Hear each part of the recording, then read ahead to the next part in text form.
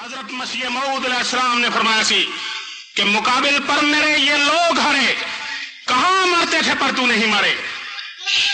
شریروں پر پڑے ان کے شرارے، نام سے رک سکے مقصد ہمارے، انہیں ماتم ہمارے گھر میں شادی، فسبحان اللہ دی حضر اللہ دی۔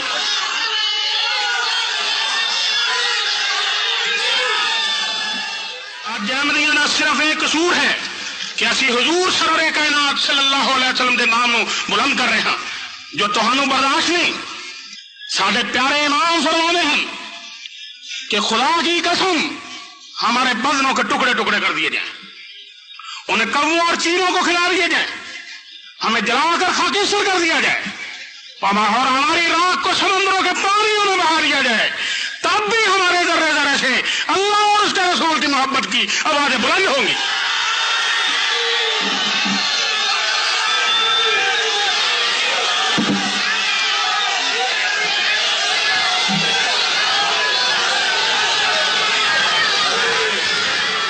اور حضرت خلیفۃ المسیح رابع اللہ تعالیٰ نے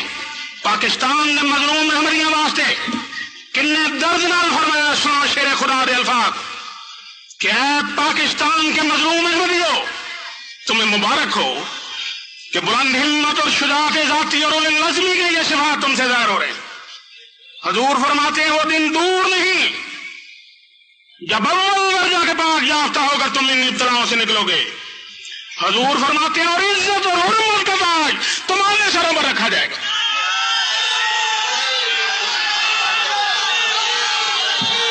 حضور فرماتے ہیں وہ دن لازم آئیں گے کہ مسیح دوران کو کانٹوں کا تاج پہنانے والے خود کانٹوں میں گھسیٹے جائیں گے اور ذلت اور رسوائی کا تاج ان کے سروں پر رکھا جائے گا۔